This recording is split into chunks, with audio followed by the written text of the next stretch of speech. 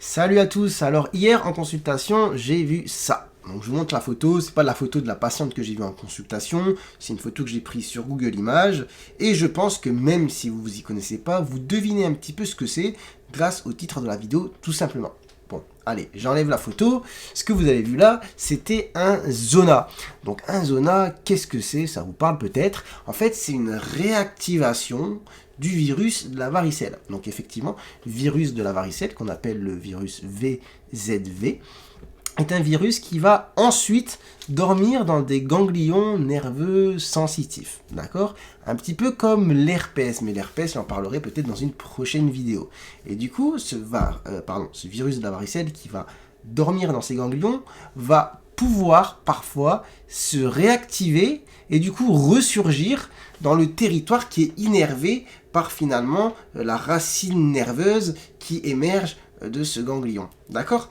Et c'est pour cela que les éruptions cutanées qui font suite à un zona, c'est pas partout sur le corps. En général, c'est dans un territoire précis. Souvent, on parle de zona intercostale. C'est la zone, on va dire, sur laquelle on a le plus souvent des zonas. Et ça nous donne justement des éruptions un petit peu comme ça, en bande, qui vont partir du dos et qui vont faire une genre de ceinture comme ça, jusque devant le thorax. Sauf que ça peut arriver évidemment à d'autres endroits. Et ça peut même arriver au niveau du visage, car on a aussi des ganglions nerveux sensitifs à ce niveau-là. Sauf que là, il y a un petit souci, parce que l'éruption du zona, quand elle arrive sur le visage, elle peut toucher les yeux. Là, on parle de zona ophtalmique, et pour le coup, là, c'est un petit peu chaud, parce que ça peut faire des lésions de la cornée, même de la rétine, qui peuvent provoquer par la suite des baisses d'acuité visuelle, et même parfois des très grosse baisse d'acuité visuelle. Je sais pas franchement si ça peut aller jusqu'à la cécité, je me prononcerai pas, mais en tout cas pas avoir des atteintes sévères ophtalmiques, ce qui nécessite une prise en charge avec des traitements de manière assez rapide. En tout cas, le zona, lui, quand il arrive sur une autre partie du corps, comme je disais par exemple le zona intercostal, c'est un peu ce que j'ai vu ce week-end en consultation. Bon, on va dire plusieurs cas de figure. En général, quand ça concerne une personne assez jeune, il n'y a pas vraiment de risque. C'est-à-dire qu'effectivement, l'éruption, quand elle va surgir, déjà à quoi elle va ressembler? Elle va ressembler un petit peu à ce que vous avez vu, c'est-à-dire des plaques rouges, donc on dit érythémateuses en médecine, avec des vésicules dessus. Donc les vésicules, c'est vraiment la lésion élémentaire du zona, comme dans la varicelle, donc c'est vraiment le genre de bouton qu'on va voir dans la varicelle. Et d'ailleurs, ces petites vésicules contiennent un liquide, qui contient du virus, enfin bref, c'est contagieux. Il faut savoir que le zona, quand on est en poussée, on peut contaminer des personnes qui n'ont jamais fait la varicelle. Donc évidemment, si vous les contaminez et qu'elles développent la maladie, elles ne vont pas développer un zona si elles n'ont jamais fait de varicelle. Elles risquent de faire une varicelle. C'est pour cela qu'il faut faire attention aux personnes fragiles, immunodéprimées, même aux adultes qui n'ont jamais fait de varicelle, car les varicelles chez les personnes qui sont pas des enfants, tout simplement, ça peut donner des formes quand même assez sévères, parfois très très graves. Donc attention à la contagion. Maintenant, l'éruption en elle-même, comme je disais, on a des plaques, on a des boutons, et souvent ça fait mal. C'est quoi comme type de douleur? Très généralement, c'est des sensations de brûlure, d'accord? Des sensations de brûlure. Qu'est-ce qu'on fait quand ça arrive? Bon, chez la personne, voilà, qui n'est pas trop à risque de faire une forme compliquée, donc la personne jeune qui n'est pas immunodéprimée, en général, ça va passer de manière spontanée, un petit peu comme la varicelle. Il n'y a pas grand-chose à faire. On peut proposer de mettre des pansements humides, non adhésifs, qui ne collent pas, mais juste histoire que ça frotte pas trop sur les vêtements, que ça soulage un petit peu. Des antidouleurs, comme du paracétamol, mais parfois on peut être amené même à prescrire des morphiniques si vraiment la douleur, elle est très très intense. Et en général, le zona disparaît.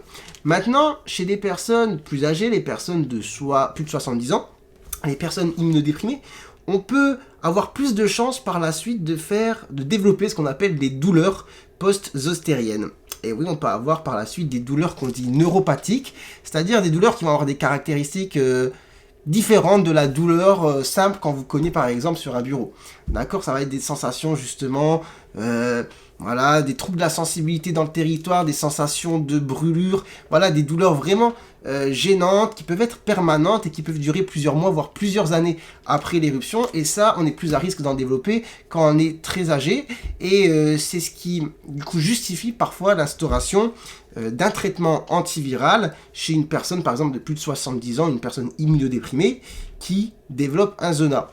Alors, c'est quoi ce traitement antiviral? Donc, il y a une molécule qu'on appelle le valacyclovir, qu'on va pouvoir prescrire, et qui aura une efficacité si on le prescrit quand même assez tôt. C'est-à-dire, il faut le prescrire vraiment dans les 3 premiers jours qui suivent l'éruption cutanée. D'accord? Et on sera sur une posologie, enfin, une dose de 1 gramme x 3 par jour pendant une semaine.